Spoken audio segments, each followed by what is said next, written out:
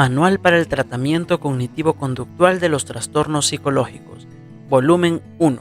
Trastornos por ansiedad, sexuales, afectivos y psicóticos. Tratamiento cognitivo-conductual de los trastornos por ansiedad. Parte 5. Análisis y tratamiento de las obsesiones. Introducción. Hasta mediados de los años 80 y la publicación del Ecological Catchment Area Survey y de otros amplios estudios en la población, el trastorno obsesivo-compulsivo TOC se consideraba un trastorno raro, con estimaciones del orden del 0,05%.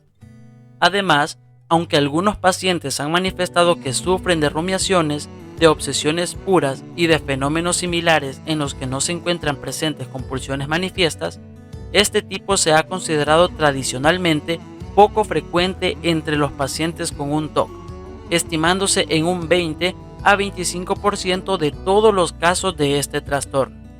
Incluso algo más importante, se cree que esta variante del TOC es muy resistente al tratamiento.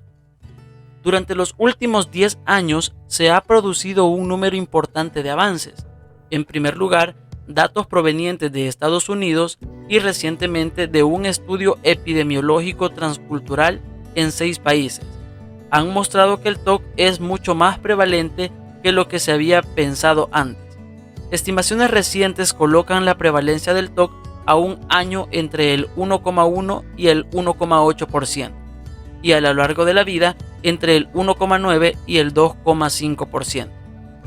En segundo lugar, estos mismos autores informan que la proporción de casos de TOC sin compulsiones, es decir, que solo relatan obsesiones, puede llegar hasta el 50 a 60%, aunque la entrevista estructurada en picada en esos estudios puede ayudar a incluir un exceso de obsesiones. En tercer lugar, Salkovskis, trabajando en las tempranas descripciones, análisis y recomendaciones para el tratamiento propuestas por Rachman y colaboradores para los trastornos obsesivos, proporcionó un amplio modelo de los pensamientos obsesivos y bosquejó un enfoque de tratamiento. En cuarto lugar, ha aparecido en la literatura una serie de informes de caso y de estudios de caso único que describen el tratamiento con éxito de las obsesiones por medio de alguna forma de exposición. Estos hallazgos han cambiado el estatus de las obsesiones puras de ser una variante rara del TOC, resistente al tratamiento, a ser una forma relativamente frecuente con interesantes posibilidades de tratamiento. Cuestiones diagnósticas. Diagnóstico diferencial. Los criterios del DSM-4 para el TOC conservan muchas de las características clásicas del TOC que se han descrito en la literatura psicopatológica. El TOC puede diagnosticarse por la presencia de obsesiones o de compulsiones. Hay varios cambios importantes con respecto al DSM-3R.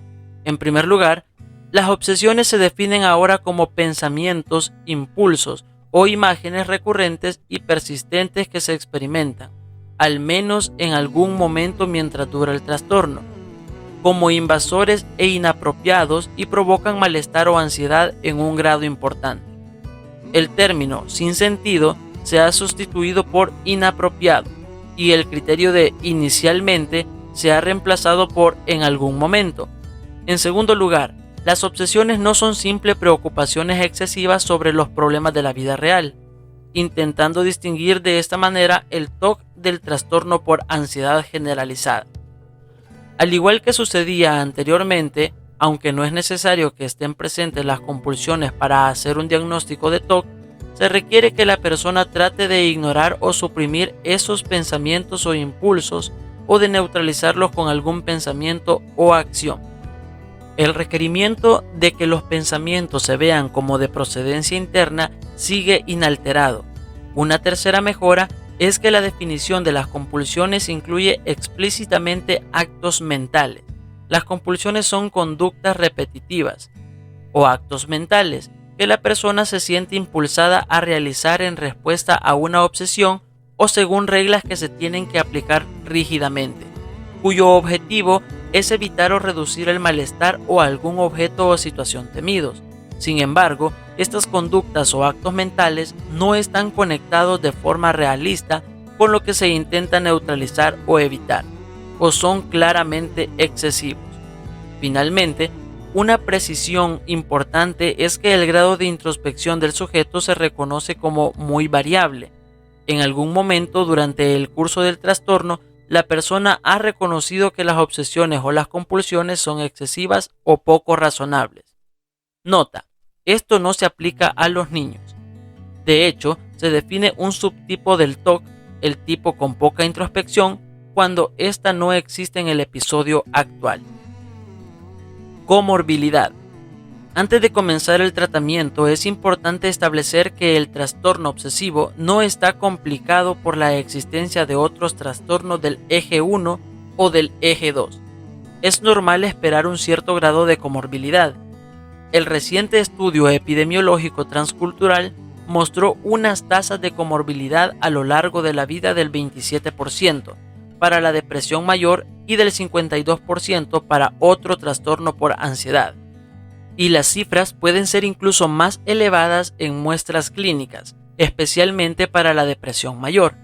En algunos casos, la terapia cognitivo-conductual de los pensamientos obsesivos debería demorarse o incluso podría estar contraindicada. Por ejemplo, en el caso de un trastorno por pánico o un trastorno por estrés postraumático comórbidos, podría estar indicado el tratamiento de los trastornos comórbidos en primer lugar, ya que la exposición eficaz a los estímulos de la obsesión podría ser difícil. De igual manera, la depresión grave puede requerir tratamiento antes de intervenir sobre los pensamientos obsesivos. El abuso de sustancias psicoactivas o los trastornos psicóticos comórbidos presentan problemas especiales de tratamiento y pudiera estar contraindicado el intervenir en los pensamientos obsesivos con técnicas cognitivo-conductuales. No hay cifras disponibles para los trastornos de personalidad entre este subgrupo de pacientes, aunque 11 estudios que han realizado una evaluación sistemática de los trastornos de personalidad según el DSM-3 y el DSM-3R han informado que una mediana del 52% de pacientes con un TOC tienen uno o más trastornos de personalidad. Las características de personalidad pueden interferir con el tratamiento, especialmente los rasgos esquizotípicos, que pueden contribuir a una escasa introspección, y las características del trastorno límite que pudieran evitar la exposición. Un modelo clínico de los pensamientos obsesivos.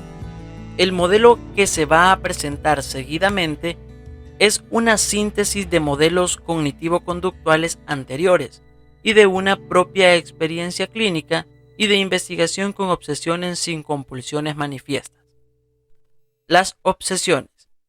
Los contenidos informados por los pacientes se refieren habitualmente a la agresión y pérdida de control, a hacer daño, a la negligencia, a ser poco honrado, a los accidentes, a la sexualidad, a la religión, a la contaminación y a las enfermedades. Sin embargo, en ocasiones se dan obsesiones que se refieren a pequeñas ambigüedades de la vida diaria. Por ejemplo, ¿pisé justo en la hendidura o lo hice un poco antes o un poco después? Preguntas existenciales. Por ejemplo, ¿cuándo entra el alma en el cuerpo? O pensamientos aparentemente neutrales. En la mayoría de los casos, el individuo reconoce generalmente los aspectos egodistónicos e irracionales de su contenido, pero en algunos casos, los pacientes no están convencidos de que los pensamientos sean irracionales. Conforme progresa el tratamiento, los pacientes reconocen gradualmente los aspectos inapropiados, poco realistas, del pensamiento. Las explicaciones actuales del TOC están de acuerdo generalmente en que el contenido de los pensamientos como tal es menos importante que el significado que el paciente les atribuye. De este modo, las obsesiones se conceptualizan como un estímulo interno que está sujeto a un procesamiento posterior. Pueden ocurrir espontáneamente o ser desencadenados por estímulos internos o externos. Los estímulos internos incluyen sensaciones físicas, estados emocionales y acontecimientos cognitivos, mientras que los estímulos externos incluyen objetos, situaciones y personas. La valoración y la percepción de la amenaza. En línea con otros modelos de la ansiedad, la valoración es un proceso por medio del cual el individuo asigna un significado al pensamiento en términos de su valor, su importancia o sus implicaciones. Si el pensamiento se valora adecuadamente, por ejemplo, este es un pensamiento raro pero no significa nada, de modo que el individuo trate al mismo como un suceso cognitivo que no tiene necesariamente unos referentes en la vida real, entonces se considera que el pensamiento tiene poca importancia, no posee ningún valor especial o no conlleva implicaciones personales especiales. Por otra parte, si el pensamiento se valora de manera inadecuada, de manera que se le asignen implicaciones negativas para el individuo, por ejemplo, este pensamiento puede significar que realmente vaya a atacar a alguien, entonces tendrá lugar algún tipo de procesamiento posterior. De este modo, por medio del proceso de valoración, un elemento invasor adquirirá un significado personal y, en caso de valoración negativa, tendrá como consecuencia la percepción de amenaza. Rituales cognitivos, afrontamiento y neutralización. Creemos firmemente que la clave del tratamiento cognitivo-conductual de los pensamientos obsesivos por medio de la exposición y de la prevención de la respuesta consiste en comprender la neutralización. Históricamente, los rituales cognitivos se han definido normalmente de una forma bastante limitada. Por ejemplo, un ritual cognitivo se define como un acto mental que se lleva a cabo de una manera específica y que consiste en una serie de pasos concretos. Rachman y De Silva distinguieron entre neutralización y mecanismo de afrontamiento. El primero, que se refiere a intentos de poner las cosas en orden, consiste en actos que intentan escapar de o evitar la obsesión. La neutralización en este sentido limitado se refiere a cualquier acto que pueda enmendar, neutralizar, reparar, corregir, prevenir o restaurar. Las estrategias de afrontamiento no se definieron, pero se dieron algunos ejemplos. El decir basta, el distraerse contando, cantando o rezando, la evitación física y la búsqueda de elementos tranquilizadores se incluyeron también entre los mecanismos de afrontamiento. Hemos llevado a cabo un amplio programa de estudios sobre qué hacen los sujetos normales y los pacientes con obsesiones y pensamientos invasores utilizando cuestionarios y entrevistas estructuradas. El panorama general que se obtiene de estos estudios podría resumirse como sigue. 1. La mayoría de los individuos utiliza una serie de respuestas diferentes ante los pensamientos invasores, incluyendo no hacer nada, alguna forma de autotranquilizarse, elaborar el pensamiento, buscar elementos tranquilizadores, sustituir el pensamiento por otro, realizar una acción mental o específica para eliminar el pensamiento, emplear una actividad distractora, distraerse con aspectos del entorno y detener el pensamiento. Pueden utilizar diferentes estrategias como distintos pensamientos o con un pensamiento determinado. 2. La elección de la respuesta depende de una variedad de factores, como el pensamiento concreto, su valoración, su contexto situacional, otras estrategias y el estado de ánimo. 3. Ninguna estrategia es siempre más eficaz que otra, aunque estrategias específicas pueden ser relativamente eficaces para determinados individuos. Algunas personas indican de una gran variabilidad en la eficacia de una estrategia concreta. 4. Aunque muchos pacientes obsesivos informaron emplear actividades que satisfacen la limitada definición de la neutralización y los rituales cognitivos expuestos anteriormente, todos ellos empleaban un amplio rango de estrategias de afrontamiento para vérselas con sus pensamientos. Basándonos en este conocimiento, hemos adoptado una definición muy amplia de la neutralización que engloba rituales cognitivos intentos de poner orden y estrategias de afrontamiento. La neutralización se define como algo voluntario y que requiere esfuerzo, cuyo objetivo es eliminar, evitar o atenuar el pensamiento. De este modo, es posible que muchas formas de neutralización no satisfagan la definición del DSM-4 de la compulsión cognitiva, ya que puede que no sea repetitiva, ni impulse a actuar o siga unas reglas. Esto no evita un diagnóstico de TOC, ya que las distintas formas de neutralización son intentos para ignorar, suprimir o neutralizar pensamientos, tal como lo estipulan los criterios del DSM-4 para las obsesiones. Estado de ánimo y acontecimientos de la vida. Se considera que el estado de ánimo juega un papel modulador en el trastorno obsesivo-compulsivo. De modo específico, se postula que los estados de ánimo negativos: 1. Aumentan la frecuencia y duración de las obsesiones. 2. Aumentan la posibilidad de valoraciones inadecuadas, probabilidades subjetivas infladas, consecuencias extremas, etc., mientras disminuyen la posibilidad de valoraciones adecuadas. 3. Disminuyen la eficacia de la neutralización. 4. Aumentan la hipervigilancia ante estímulos desencadenantes. Y 5. Disminuyen la motivación o la capacidad para llevar a cabo las estrategias aprendidas durante la terapia. Aunque acontecimientos importantes de la vida pueden estar asociados con la aparición de un TOC o con el inicio del episodio actual, se piensa que los pequeños problemas cotidianos son responsables de las típicas fluctuaciones implicadas en los niveles sintomáticos. Estos problemas cotidianos pueden verse como desencadenantes indirectos asociados al empeoramiento de los síntomas, y entre los que con más frecuencia afectan a los pacientes se encuentran el ser criticado, estar enfermo, descanso insuficiente, dormir poco, temor al rechazo, problemas para tomar decisiones, incapaz de relajarse, errores tontos, demasiada responsabilidad, enfermedad de un familiar, ruidos, perder cosas, obligaciones sociales, pensar sobre el futuro, visitas inesperadas, demasiadas cosas que hacer, no tener tiempo suficiente, conflictos y, para las mujeres, problemas de la menstruación. Evaluación. La terapia cognitivo-conductual con éxito depende de un análisis conductual preciso.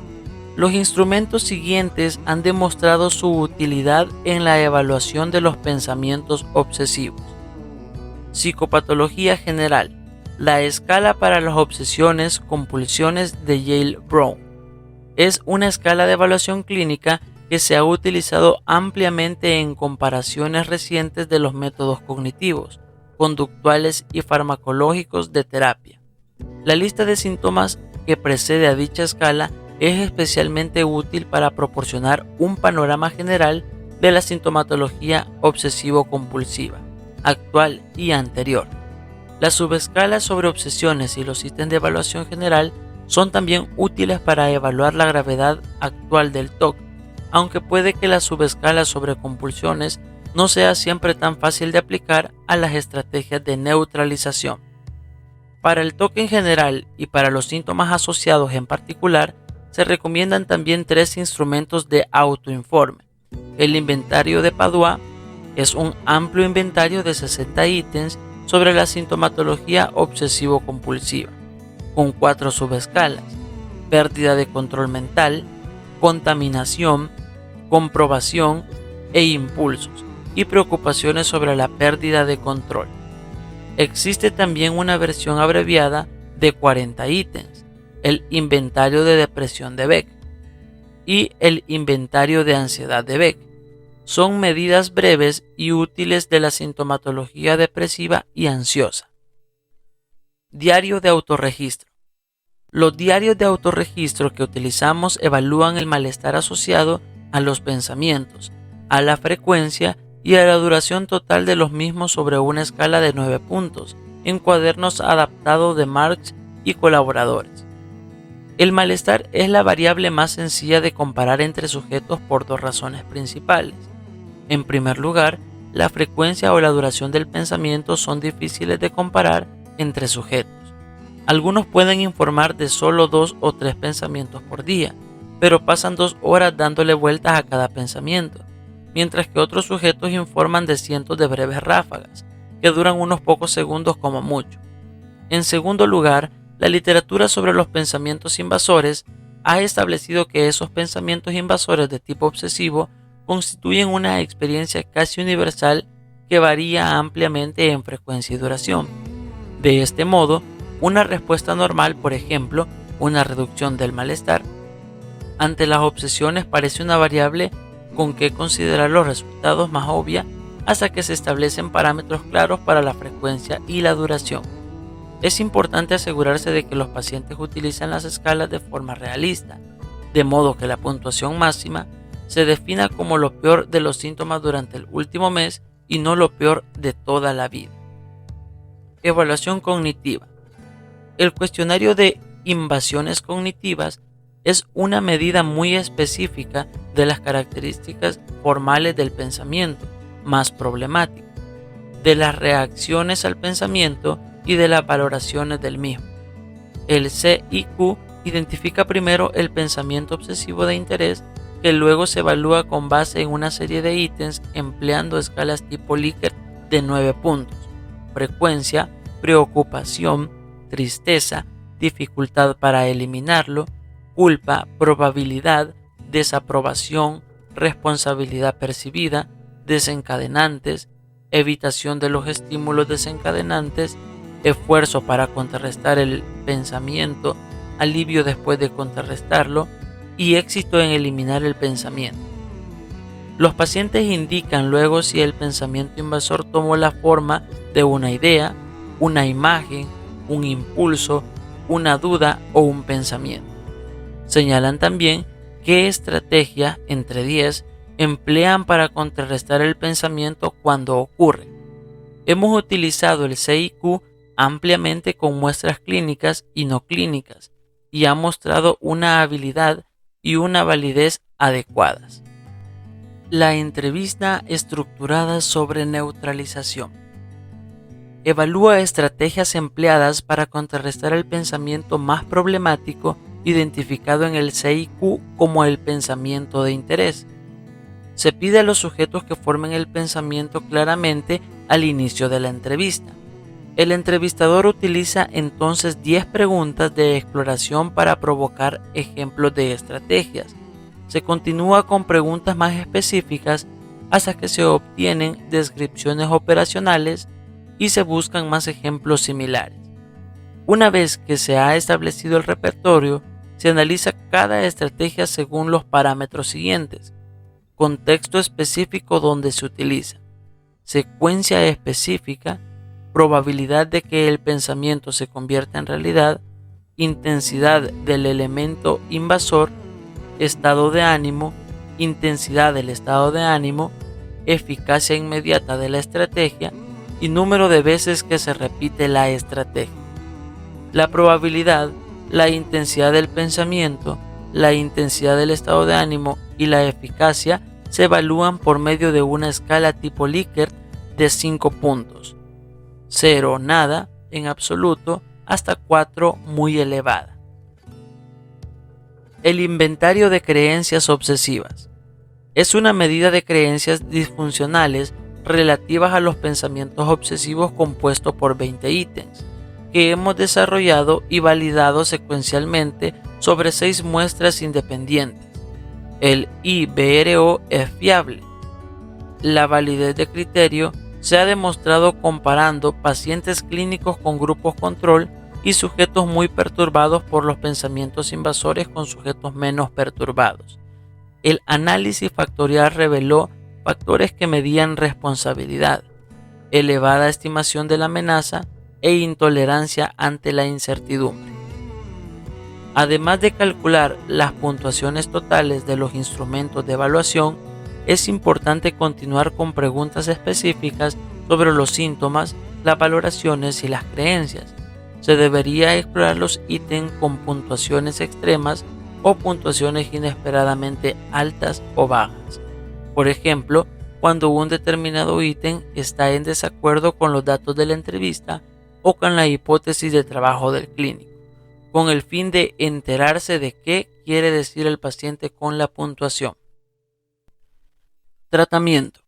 Los tratamientos actuales más eficaces son distintas variaciones de los métodos de exposición descritos originalmente por Rachman y colaboradores, como el entrenamiento en saciación o el entrenamiento en habituación, aunque hay varios estudios de caso y algunos diseños de caso únicos. En el momento de escribir esto, solo hay un estudio que incluye a un grupo de control de lista de espera. El paquete de tratamiento que se presenta seguidamente fue evaluado sistemáticamente con 28 pacientes. En total, hemos tratado más de 45 pacientes con estos métodos. Características del tratamiento. El objetivo del tratamiento consiste en cambiar el conocimiento del paciente sobre las obsesiones, evitar la neutralización y permitir así que los pacientes se habitúen con los pensamientos obsesivos. La frecuencia y la duración de los pensamientos y el malestar causado por ellos disminuirá consecuentemente. Los objetivos específicos son: 1. Proporcionar una explicación adecuada de las obsesiones. 2. Hacer que el paciente entienda el papel de la neutralización en el mantenimiento de los pensamientos obsesivos. 3. Preparar al paciente para la exposición a los pensamientos y a las situaciones que desencadenan las obsesiones. 4. Corregir cuando sea necesario la sobreestimación del poder y de la importancia de los pensamientos. 5. Exponer al paciente a los pensamientos y poner en práctica la prevención de la respuesta, es decir, neutralizar la actividad neutralizadora. 6. Corregir, cuando esté presente, la exageración de las consecuencias de temor específica asociadas al pensamiento. 7. Corregir, cuando esté presente, el perfeccionismo y la responsabilidad excesiva. 8. Hacer que el paciente se dé cuenta de las situaciones en las que es más vulnerable a la recaída. 9. Preparar las estrategias a utilizar cuando ocurra otra recaída. El programa está estandarizado, recibiendo cada paciente todos los componentes del tratamiento. Se encuentra también individualizado, ya que el tipo de exposición, los objetivos de la prevención de la respuesta y de la corrección cognitiva variarán según las características de cada paciente. El formato que empleamos para llevar a cabo el tratamiento se basaba en sesiones de 1 hora y media durante los primeros 2/3 de la terapia. Había normalmente de 3 a 4 sesiones de evaluación seguidas por 2 sesiones de tratamiento a la semana hasta que se dominase la exposición a los pensamientos objetivos y la prevención de la respuesta, disminuyendo la duración y la frecuencia de las sesiones en la última fase y produciéndose un desvanecimiento o atenuación gradual de las ayudas de tratamiento. Los pacientes reciben normalmente de 4 a 5 meses de tratamiento, incluyendo cerca de 3 meses con 2 sesiones a la semana. Sesiones de evaluación. Una vez que se ha establecido el diagnóstico, la evaluación normalmente se realiza durante 3 sesiones por lo menos. La primera aborda generalmente los principales síntomas que caracterizan a los pensamientos obsesivos, las respuestas de neutralización, las situaciones que se evitan, etc. Puede ser útil aquí la escala para las obsesiones y compulsiones de Yale Brown, y el BDI y el BAI, y el inventario de Padua. Pueden entregarse como tareas para casa con el fin de completar una visión global de los síntomas principales y asociados. La segunda sesión puede emplearse para recoger la historia general, como la aparición y el curso del trastorno, el tratamiento anterior, psicológico o farmacológico, las exacerbaciones debidas al estrés, el funcionamiento social y el conocimiento sobre el TOC. Las cuestiones cognitivas pueden entregarse como tareas para casa. La tercera sesión puede centrarse en las estrategias utilizadas y en algunos aspectos de la valoración. El autorregistro. Se debería introducir el autorregistro tan pronto como fuera posible. Por ejemplo, cuando se hubieran identificado los síntomas pertinentes. Algunos pacientes son aprensivos con respecto al autorregistro. Creen que sus obsesiones aumentarán y entonces se preocupan más. Es importante informar al paciente que esto no ocurre muy a menudo y que existen numerosas ventajas en el autorregistro para la aplicación con éxito del tratamiento. Por ejemplo, el autorregistro permite que el paciente y el terapeuta descubran elementos que pueden estar modulando la variabilidad y la gravedad de los síntomas. Por ejemplo, fluctuaciones asociadas al ciclo menstrual en las mujeres y, en último término, ayudar en la prevención de las recaídas. Además, permite que el paciente y el terapeuta sepan cuándo está funcionando la terapia y por qué, y cuándo no lo está haciendo y por qué no. Es muy importante trabajar conjuntamente con el paciente en las sesiones posteriores hasta que el autorregistro se presente como válido y significativo. La primera sesión de intervención. En todas las sesiones, lo que el terapeuta hace en primer lugar es plantear el programa de la sesión, verificar el autorregistro y cualquier otra tarea que se le haya asignado al paciente. El repasar los informes de las tareas para casa aumenta la información disponible para el terapeuta y muestra también la importancia de las tareas asignadas. La primera sesión tiene dos objetivos principales. 1. Establecer el contrato terapéutico y 2. Proporcionar el modelo de los pensamientos obsesivos que se empleará a lo largo del tratamiento. Establecimiento del contrato terapéutico. El terapeuta expresa que está listo para explicar totalmente cada paso del tratamiento y para contestar todas las preguntas pertinentes. Se anima a los pacientes a que hagan preguntas, de modo que cada tarea pueda realizarse con éxito. El terapeuta explica que el objetivo de cada ejercicio será identificado por el terapeuta y por el paciente conjuntamente. Cuando los pacientes lo entienden, pueden participar activamente en el proceso y adoptar un enfoque de solución de problemas. Los pacientes se implican de forma activa en todas las decisiones, como por ejemplo los objetivos para la exposición. Tienen que indicar si piensan que son capaces de realizar el ejercicio y sugerir cambios con el fin de hacer el ejercicio más relevante personalmente. El terapeuta animará insistentemente al paciente para que realice los ejercicios, pero nunca le forzará a que haga las cosas contra su propia voluntad, sino que le recordará los acuerdos existentes. El terapeuta buscará la retroalimentación del paciente. Este debe informar con honradez si los ejercicios se han llevado a cabo o no, con el fin de hacer ajustes sobre cualquier dificultad que pueda haber surgido. El establecimiento de un modelo. El modelo que se presenta al paciente se adapta según la sofisticación de éste. En todos los casos, el modelo se ilustra con las propias obsesiones, valoraciones, creencias, estrategias de valoración, etc. del paciente. El primer paso consiste en proporcionar una explicación de los pensamientos invasores. Pensamientos desagradables pasan por la cabeza de las personas contra su voluntad en el 99% de la población. Hemos estudiado estos pensamientos en más de 2.000 personas, de todas las edades y ocupaciones, y hemos encontrado algunos contenidos comunes.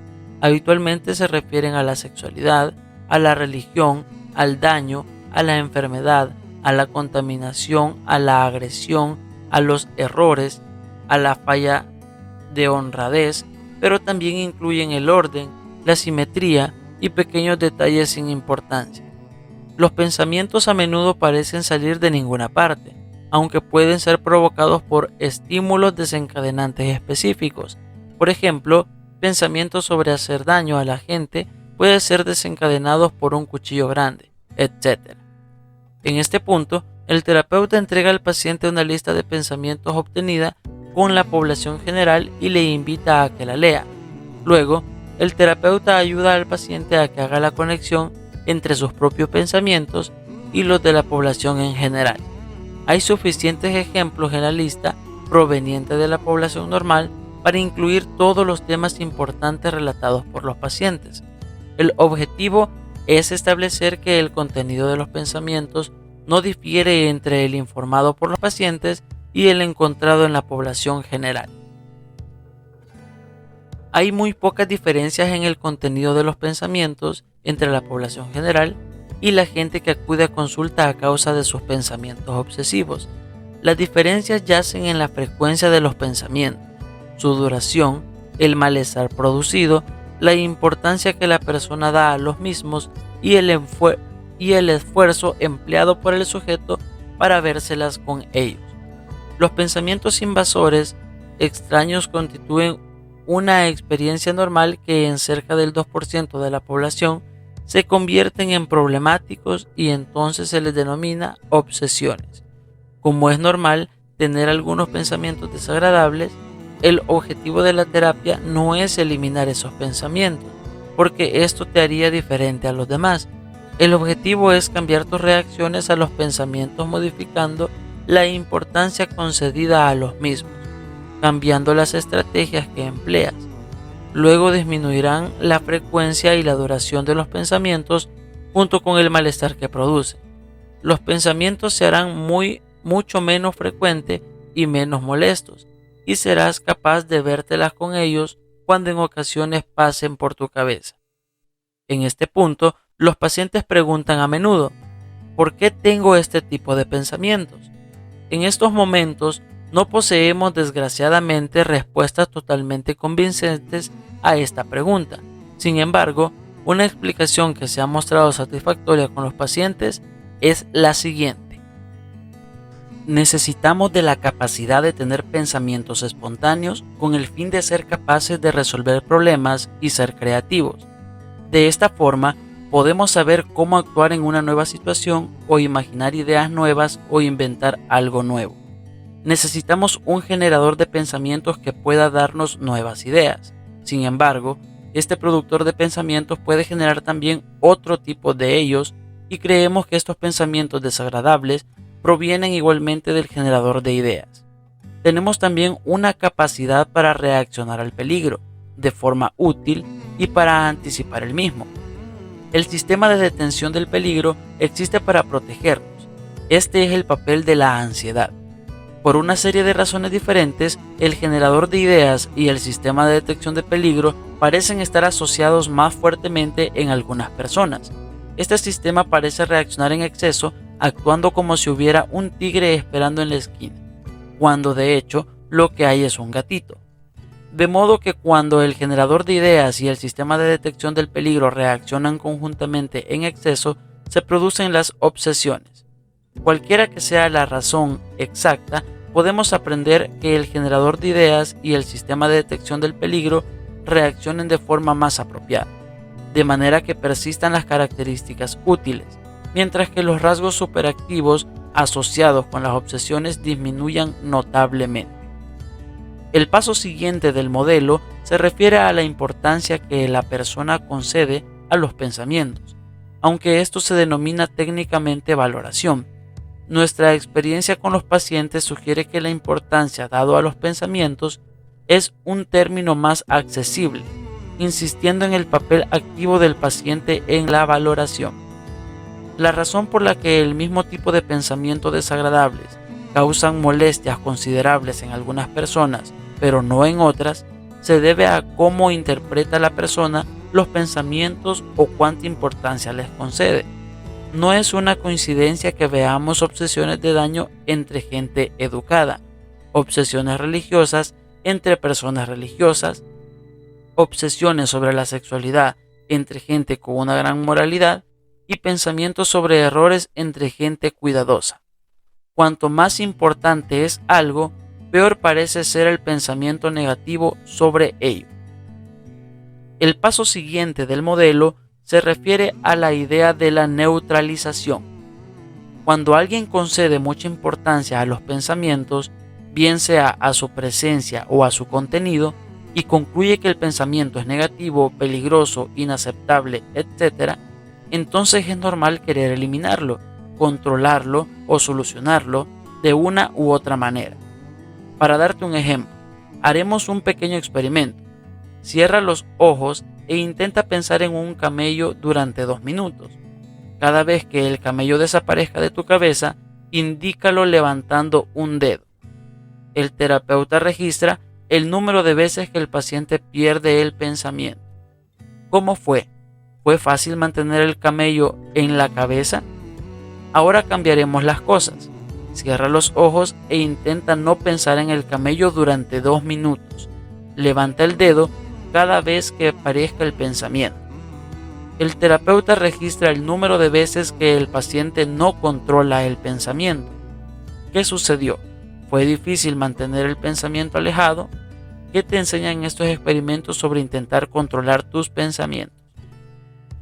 En todos los casos que hemos visto, tanto con sujetos clínicos como con sujetos no clínicos, es difícil mantener el pensamiento presente y totalmente imposible mantener el pensamiento alejado. El terapeuta invita al paciente a que comente el experimento y le lleva a que concluya que nuestro control mental, incluso con imágenes o ideas que no tienen un significado importante para nosotros, está muy lejos de ser perfecto. Algo incluso más importante es que cuanto más intentamos no pensar sobre algo, más frecuentemente nos viene el pensamiento a la cabeza.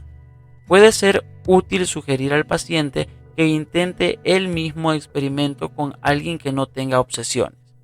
La mayoría de los pacientes de forma espontánea establecen la conexión entre este experimento y sus propias obsesiones. El terapeuta puede entonces definir formalmente la neutralización.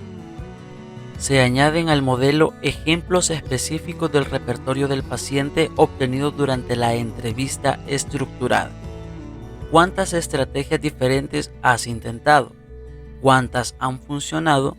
¿Cuántas funcionan siempre? Ya se ha planteado el modelo básico y puede afirmarse lo siguiente.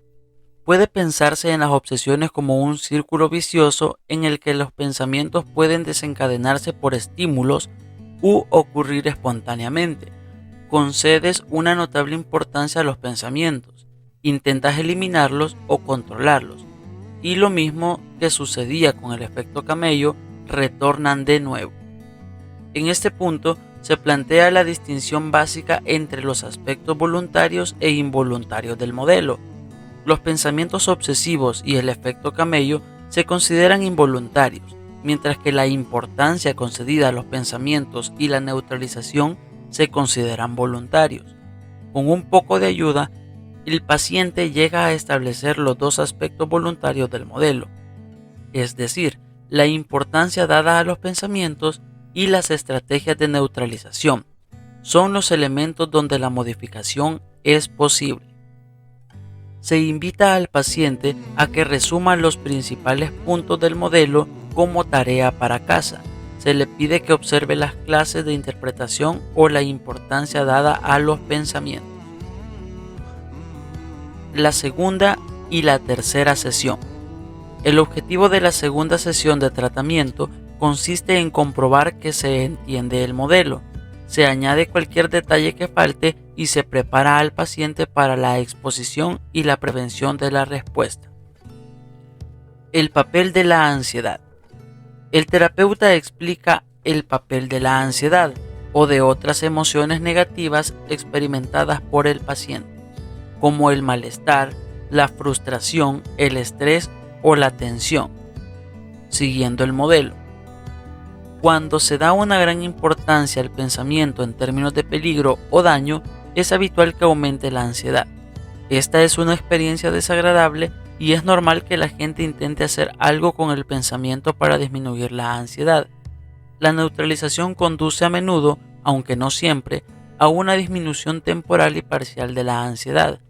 Como produce cierto alivio, la reducción del malestar aumenta la probabilidad de que se produzca de nuevo la neutralización por medio del refuerzo negativo. Además, conforme la ansiedad empeora, la frecuencia del pensamiento aumenta. Aunque es normal querer evitar o reducir la ansiedad, la neutralización conlleva que, debido al efecto camello, retorne el pensamiento. No solo se experimentará la ansiedad otra vez, sino que, debido a la sensación de perder el control, empeorará a menudo en cada nueva ocasión. Se parece un poco a jugar al Monopoly. Cada vez que pasas por la salida, obtienes 20.000 puntos más.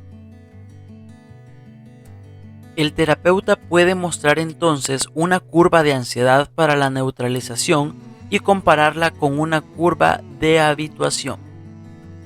Observa cómo aumenta la ansiedad después del pensamiento obsesivo y cómo disminuye parcialmente después de la neutralización, para aumentar de nuevo aún más con el pensamiento siguiente.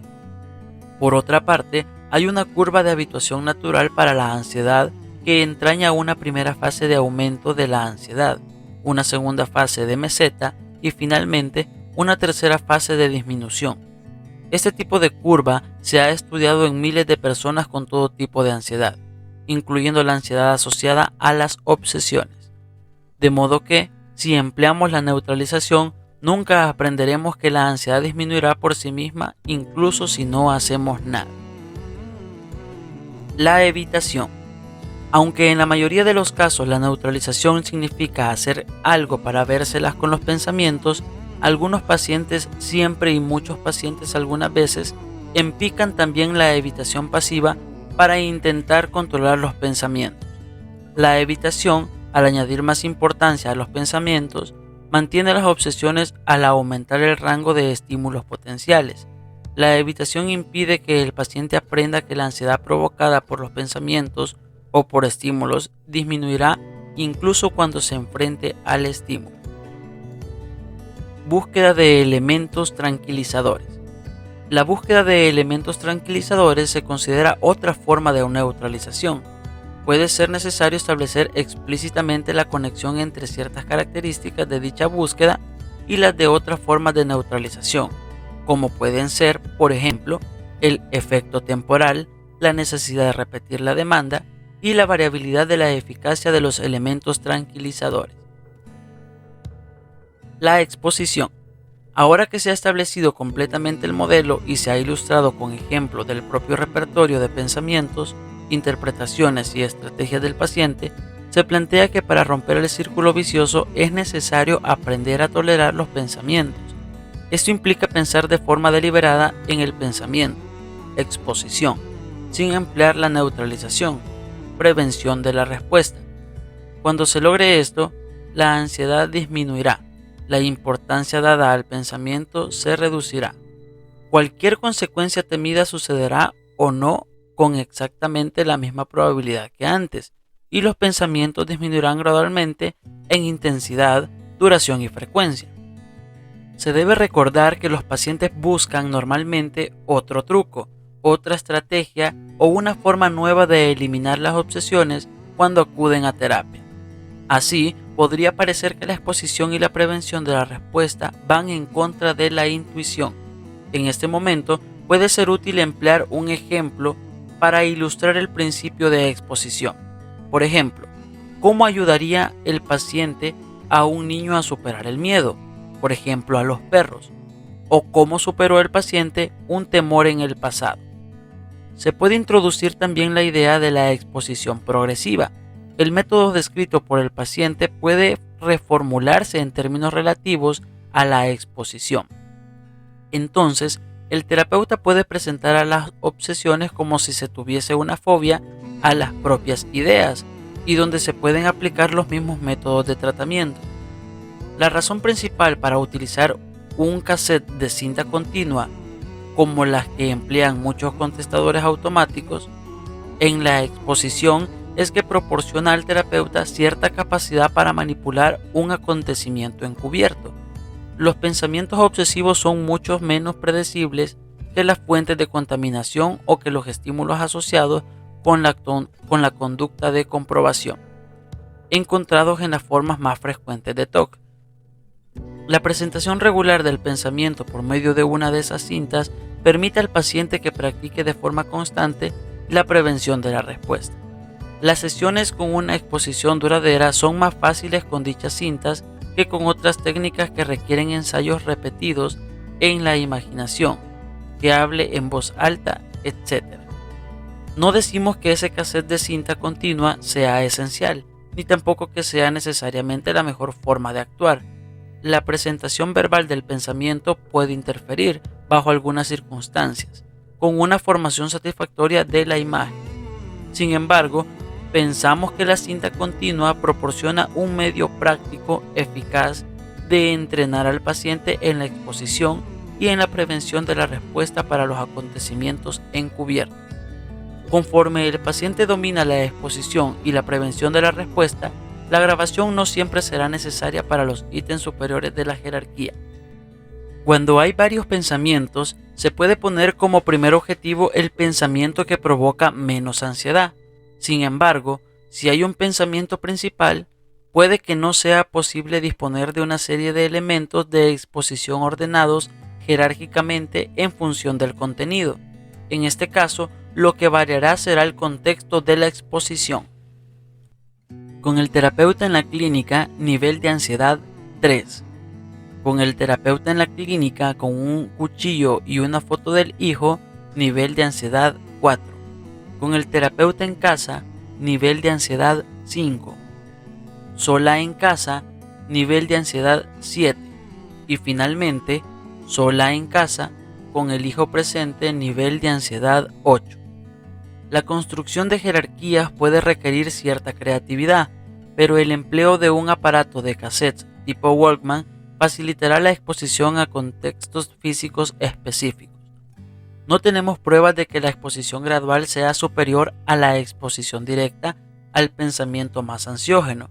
Sin embargo, teniendo en cuenta la naturaleza encubierta de las obsesiones y de la mayoría de las estrategias de neutralización, a menudo es difícil conseguir inicialmente la exposición funcional. Así que, desde un punto de vista puramente pragmático, puede ser aconsejable empezar con pensamientos o contextos menos amenazantes hasta que se hayan dominado totalmente las técnicas de exposición y de prevención de la respuesta.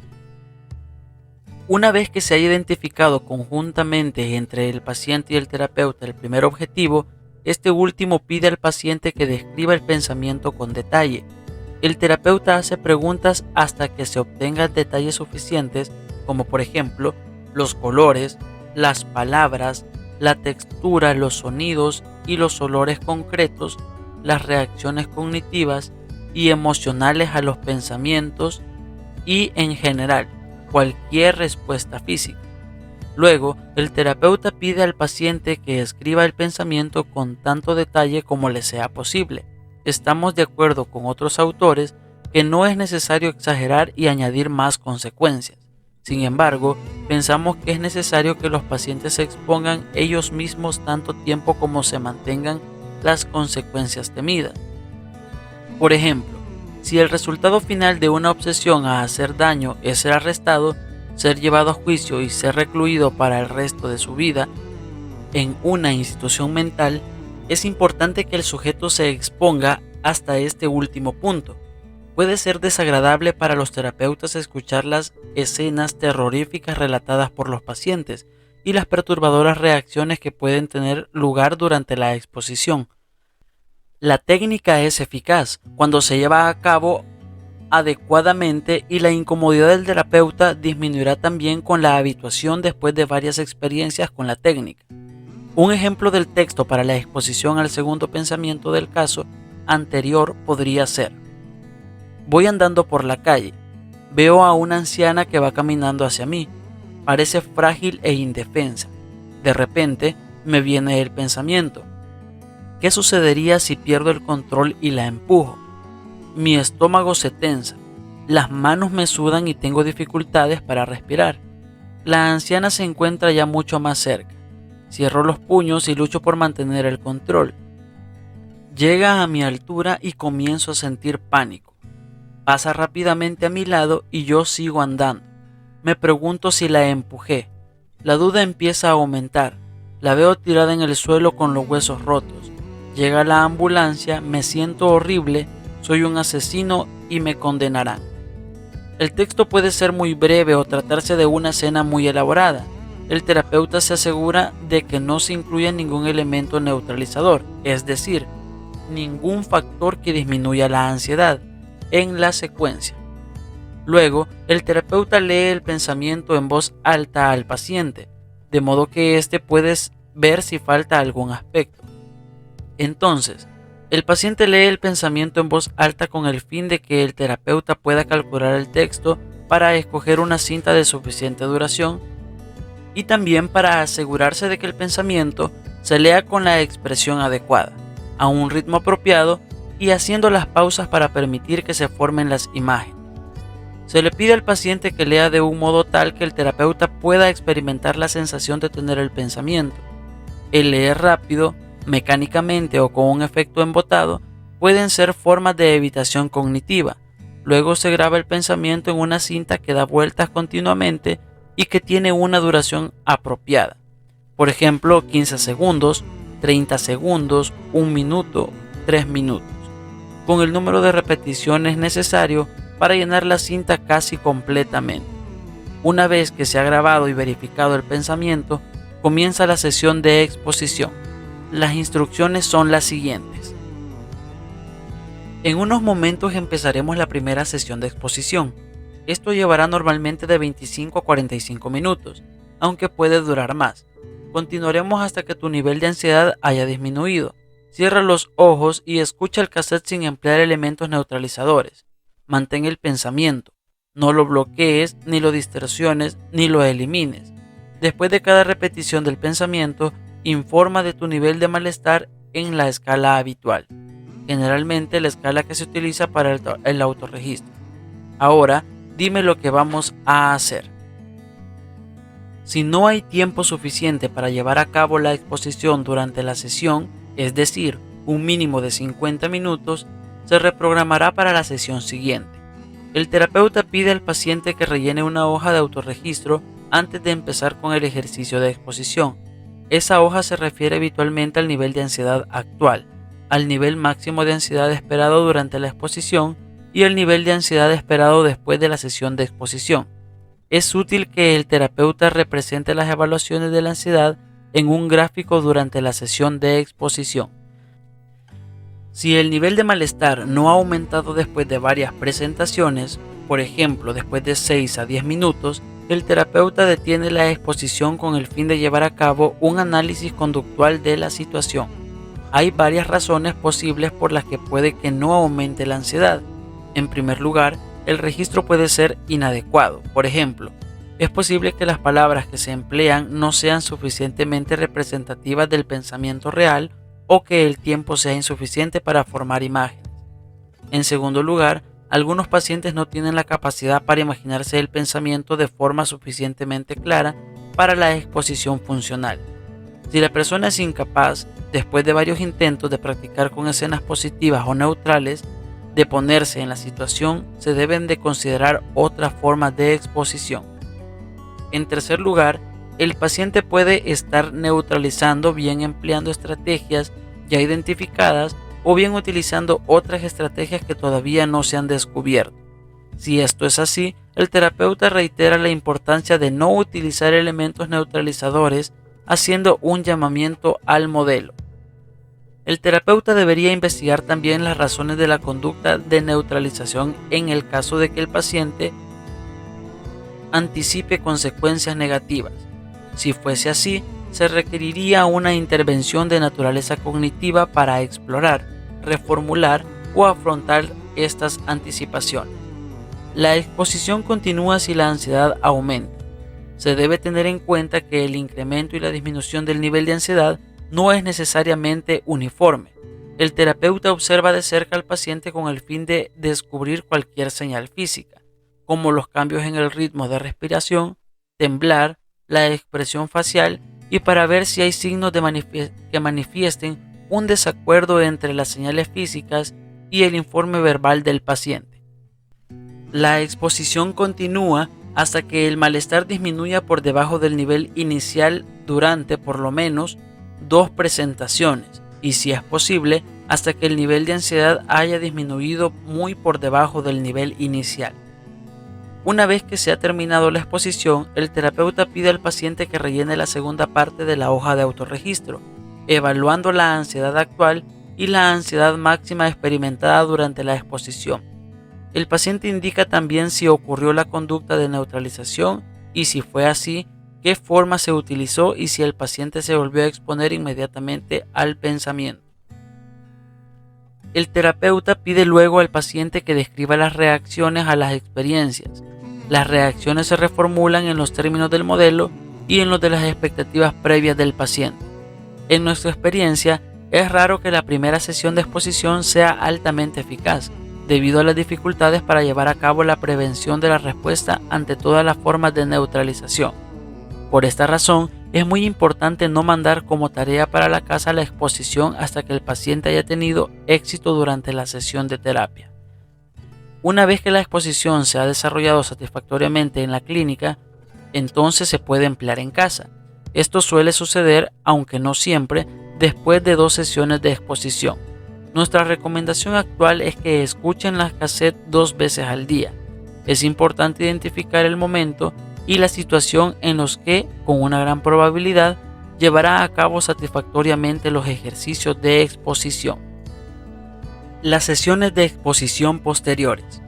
En todas las sesiones en las que se ha mandado la exposición como tarea para casa, es importante examinar al comienzo de cada sesión las hojas de autorregistro sobre la exposición.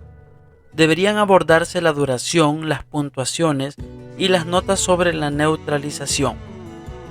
Cuando los pacientes son capaces de terminar la exposición sin emplear elementos de neutralización, pueden entonces empezar a llevar a cabo la exposición cuando los pensamientos ocurren de forma espontánea. La instrucción aquí es la siguiente. Cuando aparecen los pensamientos, préstale atención. Observa cómo vienen y cómo se van sin reaccionar ante ellos. Déjales donde están sin hacer nada de particular con ellos.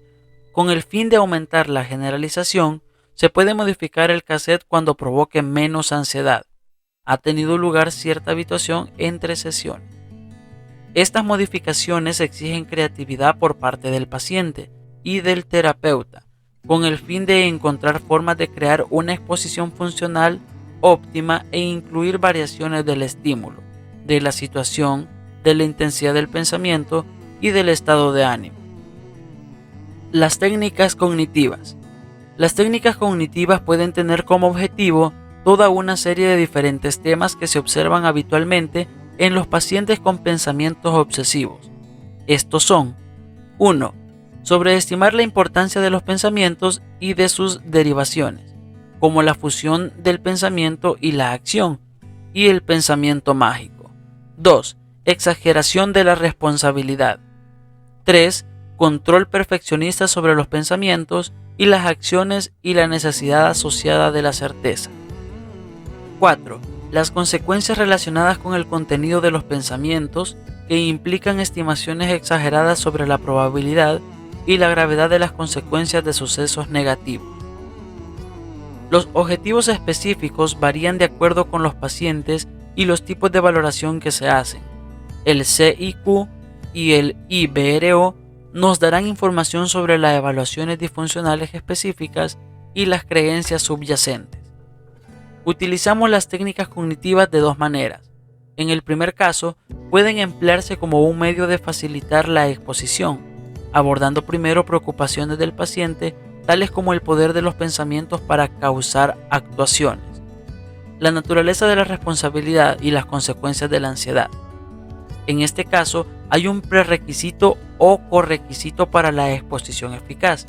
En el segundo caso, pueden utilizarse como un complemento de la exposición para integrar completamente la nueva información generada por la misma, fomentar la generalización y crear las condiciones que minimizarán las posibilidades de recaída.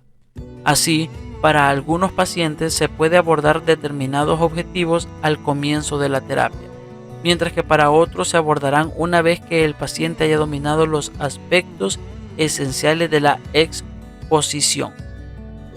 Una vez que se han identificado las valoraciones que constituyen el objetivo, se pueden emplear una serie de técnicas limitadas solo por la creatividad del terapeuta y la capacidad del paciente para participar activamente. Una de las mejores formas de identificar las suposiciones subyacentes consiste en utilizar la flecha descendente, conocida también como la técnica del ¿y qué?, por medio de la cual se examina secuencialmente el pensamiento original buscando las consecuencias cercanas y lejanas. No es raro en el curso del empleo de esta técnica encontrar varias clases de suposiciones subyacentes. Por ejemplo, las valoraciones erróneas de daño se encuentran asociadas a menudo con valoraciones equivocadas de la gravedad y de la probabilidad de las consecuencias, así como una responsabilidad exagerada. Las suposiciones erróneas pueden cuestionarse por medio de cualquier técnica apropiada. Seguidamente, se presentan algunos ejemplos de intervenciones que han demostrado ser útiles con los pacientes en nuestro programa de tratamiento y en la práctica privada. Sobreestimación de la importancia de los pensamientos. Esto puede ocurrir de varias maneras. El primer ejemplo se refiere al pensamiento mágico, es decir, que el pensamiento puede producir acontecimientos reales.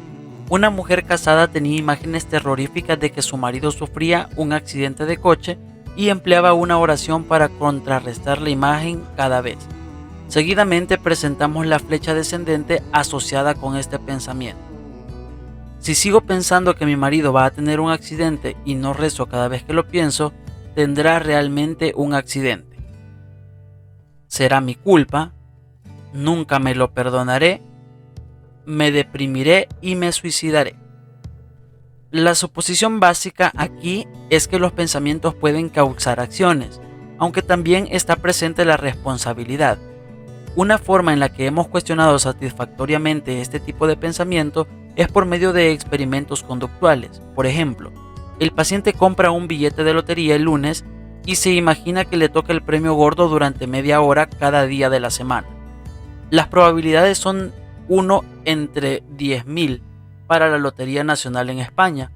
Alternativamente se escoge un pequeño electrodoméstico que se sabe que funciona bien, por ejemplo el tostador.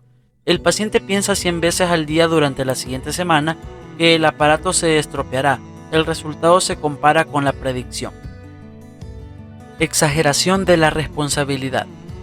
Un joven universitario estaba obsesionado con la idea de que si dejaba correr el agua mientras se cepillaba los dientes o mientras lavaba los platos, sería responsable de la instalación de contadores de agua en todas las casas.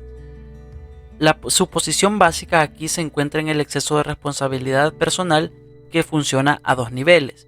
El primero se refiere al empleo del agua por parte del individuo comparado con cómo usa el agua el resto de la ciudad. De hecho, el ahorro de agua sería considerable, pero el papel de un individuo sería insignificante. Si utilizamos un gráfico en forma de queso para determinar el volumen de agua utilizada por el individuo mientras se cepilla los dientes, lo que se puede medir, comparado con el volumen que se emplea en la industria, en todas las otras casas, para regar el jardín, etc., se podrían establecer las contribuciones respectivas. La técnica es atribuir responsabilidad a todas las otras fuentes antes de buscar la responsabilidad que resta del individuo. De esta forma, la idea de un poder fundamental es claramente errónea. ¿De qué manera podría influir la mínima proporción de agua utilizada por el paciente sobre la política pública? El segundo nivel consiste en abordar la responsabilidad personal del individuo comparada con la responsabilidad colectiva para el uso racional del agua.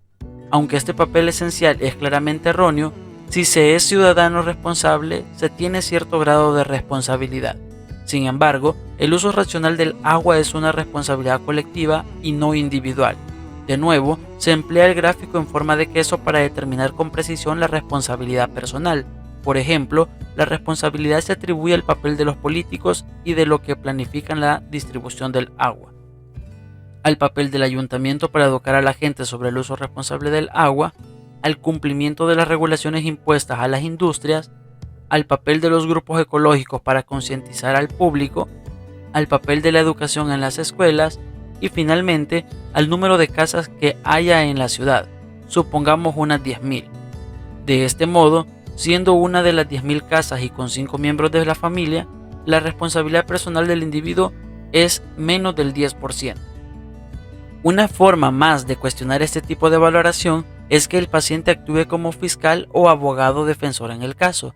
A menudo es más difícil para el paciente ser fiscal, ya que la única evidencia de culpabilidad, es decir, la responsabilidad, es por medio del razonamiento emocional.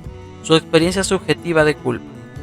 El paciente tiene que probar su culpabilidad, encontrando argumentos sólidos con pruebas empíricas reales. ¿Cuáles son los hechos? Cuando el paciente representa ambos papeles, puede considerar y comparar dos puntos de vista opuestos, resaltando así la naturaleza modificable de la valoración. El papel del terapeuta es representar al juez y hacer que no consten las pruebas inadmisibles, como los rumores o los argumentos irracionales. La clave para cuestionar las valoraciones de la responsabilidad es establecer, en primer lugar, un darse cuenta, por ejemplo, por medio del autorregistro, de las situaciones en las que el paciente adquiere una responsabilidad excesiva.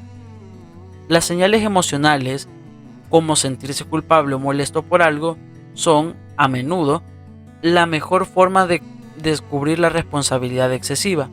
Cuando los pacientes toman una responsabilidad excesiva sobre acontecimientos específicos, una forma de exponer esa naturaleza excesiva es transferir la responsabilidad al terapeuta, por medio de un contrato, de cualquier daño que se pudiera producir durante un periodo específico.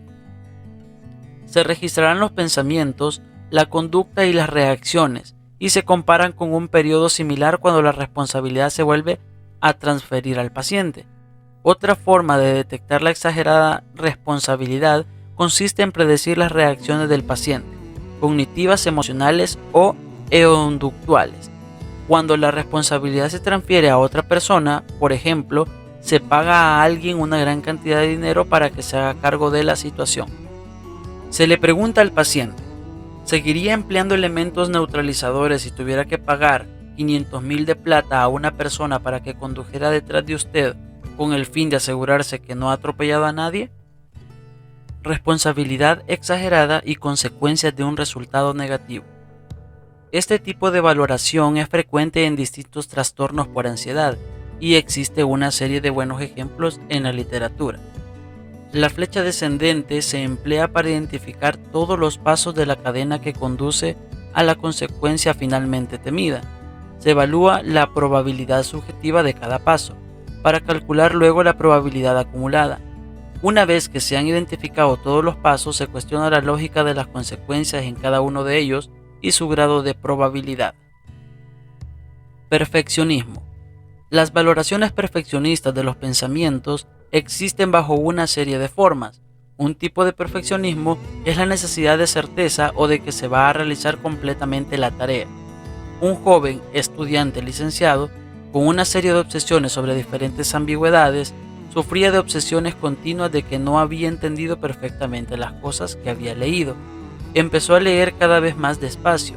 Le iba siendo menos agradable leer y se distraía en otras tareas intentando ver si había comprendido lo que había leído, explicándose el texto a sí mismo.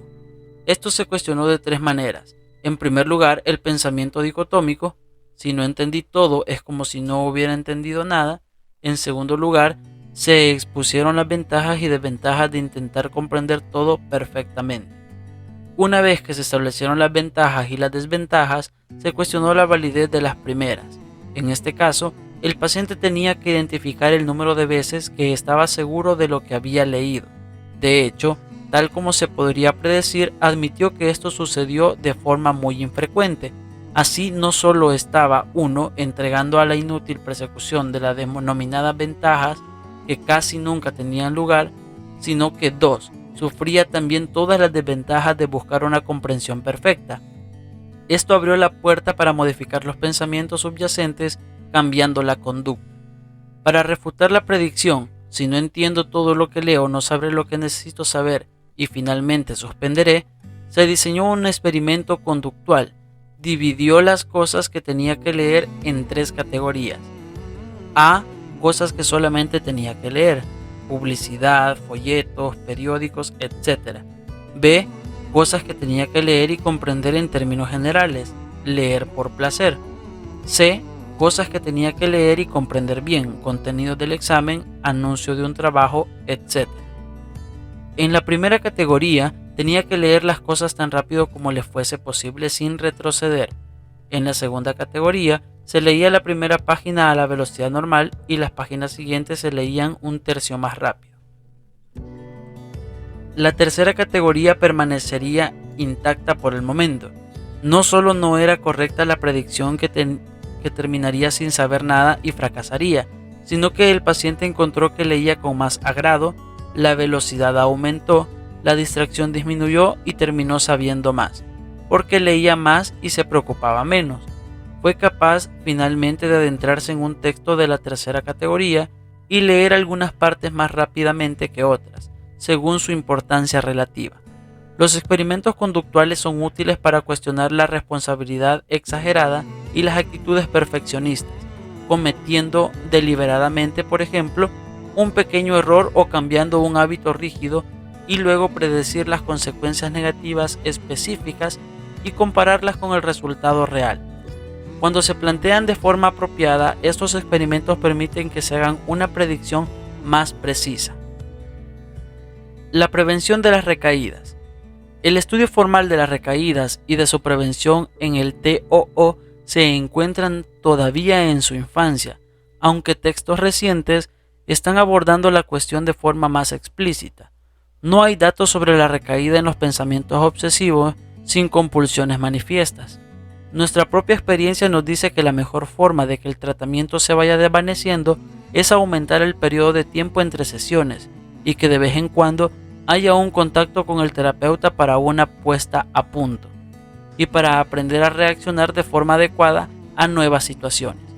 Aunque mucha de la información necesaria para vérselas con la recaída se encuentra implícita a lo largo del tratamiento, se debería identificar de forma explícita en las sesiones posteriores y recogerse en un documento que el paciente pueda guardar. La información esencial del paquete incluye una comprensión clara del modelo y de cómo el estado de ánimo y los acontecimientos de la vida pueden modular el modelo, ayudando al paciente a comprender los cambios a niveles de los síntomas residuales y identificar los primeros signos de la recaída. Se debería representar sobre papel el modelo y la información básica. Se pueden grabar también las sesiones de prevención de las recaídas. Expectativas claras sobre los síntomas residuales. El paciente puede esperar tener en ocasiones apariciones de pensamientos más frecuentes e intensos, pero será capaz de afrontarlos. En particular, las situaciones desencadenantes con baja frecuencia son más difíciles de ajustar debido a la falta práctica y a la novedad. De este modo, las vacaciones, los cambios imprevistos de la vida, las situaciones de mala suerte, se encuentran a menudo asociados a los aumentos de los síntomas obsesivos. Instrucciones escritas sobre lo que hay que hacer en caso de recaída. Esto puede resumirse en los puntos siguientes, aunque es mejor presentarlos como ejemplos y detalles personalizados. 1. Que no te entre pánico. 2. Revisa el modelo. 3. No concedas importancia a los pensamientos no catastróficos. 4. No emplees elementos neutralizadores ni conductas de evitación, ni busques factores tranquilizadores, etc. 5. Haz prácticas de exposición. 6. Analiza las situaciones clave, aplica técnicas de reestructuración para reevaluar la probabilidad, atribuye responsabilidades, etc. 7. Identifica estímulos estresantes y aplica la solución de problemas. Busca ayudas cuando sea necesario. 8. Identifica lo que hacías cuando las cosas iban mejor y qué has dejado de hacer. 9. Considera las recaídas como una oportunidad de llevar a la teoría a la práctica y mantenerte al día, pero no como un retroceso o un fracaso. Debería observarse que otros autores han planteado toda una serie de ayudas complementarias que pueden ser útiles para los pacientes con un TOC a la hora de prevenir las recaídas. El consenso general es desarrollar formas de superar las dificultades diarias en días normales. Las ayudas complementarias pueden incluir entrenamiento en asertividad, terapia marital o familiar, el entrenamiento en el control del estrés, la planificación de las actividades, el entrenamiento en solución de problemas, etc. Tratamiento cognitivo-conductual y farmacológico combinados. En los últimos años se ha dado un aumento del interés por la combinación de las terapias cognitivo-conductuales y farmacológicas en el tratamiento del TOC. Un reciente metaanálisis de 87 estudios sobre tratamiento encontró que la terapia de conducta era significativamente superior al placebo en las evaluaciones de los síntomas obsesivo-compulsivos. Se observaron también algunos resultados significativos secundarios para la terapia cognitiva. En los síntomas autoinformados, la terapia de conducta se presentaba como más eficaz que los fármacos antidepresivos clomipramina, fluoxetina o fluvoxacina, considerados en combinación, y no había evidencia de que estos antidepresivos más la terapia de conducta fuera superior a la terapia de conducta sola. Como no existen estudios comparativos sobre pensamientos obsesivos sin rituales compulsivos manifiestos, no es posible proporcionar recomendaciones con base empírica. Sin embargo, tal como hemos afirmado en otra parte, nuestra experiencia nos ha demostrado que, en algunos casos, combinaciones apropiadas de antidepresivos y terapia cognitivo-conductual pueden facilitar el tratamiento al estabilizar al paciente, mejorar los síntomas depresivos y establecer una primera sensación de control, permitiéndole así que dedique más recursos a la terapia cognitivo-conductual. Es necesario una estrecha colaboración entre el médico y el terapeuta para permitir un desvanecimiento apropiado del tratamiento o una sustitución de la medicación alternativa, por ejemplo, de un antidepresivo con efectos antiobsesivos no comprobados, de modo que se puedan practicar las habilidades con unos niveles de síntomas adecuados y que permitan una atribución apropiada de los beneficios del tratamiento a las nuevas habilidades que se hayan aprendido durante la terapia cognitivo-conductual. Esto puede disminuir la probabilidad de recaídas cuando se retire la medicación. Hemos observado que algunos pacientes con una historia previa de depresión o de recaídas, cuando se retiraba la medicación, pueden beneficiarse del mantenimiento de una baja dosis de medicación que esté por debajo de los niveles normales recomendados, mientras que los cambios en el estilo de vida tienen lugar después de una terapia cognitivo-conductual con éxito. Con una red de seguridad en su entorno, el paciente se sentirá más seguro y más capaz de cumplir con el desafío de aprender a vivir sin obsesiones, de temer menos la recaída. La eficacia del tratamiento cognitivo-conductual. Además de los casos tratados con éxito, de los que ya se han informado, recientemente 28 pacientes han participado en un estudio que evaluaba resultados. En el post-test había una mejoría significativamente superior en el grupo de tratamiento que en el grupo control en la escala para las obsesiones-compulsiones de Yale-Brown, al igual que en medidas de funcionamiento global y en autoinformes de ansiedad, depresión, síntomas obsesivos compulsivos y variables cognitivas. El beneficio promedio obtenido por todos los pacientes en el tratamiento fue un 57% de reducción en la puntuación inicial de la escala anterior. Para los pacientes que completaron el tratamiento, el 82% había mejorado mucho. Disminuyeron los síntomas obsesivos, depresivos y ansiosos autoinformados, así como los pensamientos irracionales y la valoración de los pensamientos objetivos, hallándose unos 3/4 de las puntuaciones de los pacientes dentro del rango normal después del tratamiento. Un seguimiento realizado a los 6 meses mostró que las ganancias permanecían estables. El seguimiento de los pacientes que habían terminado el tratamiento 2 a 3 años antes muestra que mantienen los beneficios del mismo, aunque algunos siguen siendo vulnerables a las perturbaciones del estado de ánimo y a ocasionales ataques de ira en respuesta a acontecimientos estresantes. En estos momentos, estamos planificando adaptar el paquete de tratamiento para intervenir en un próximo futuro en adolescentes con un TOC.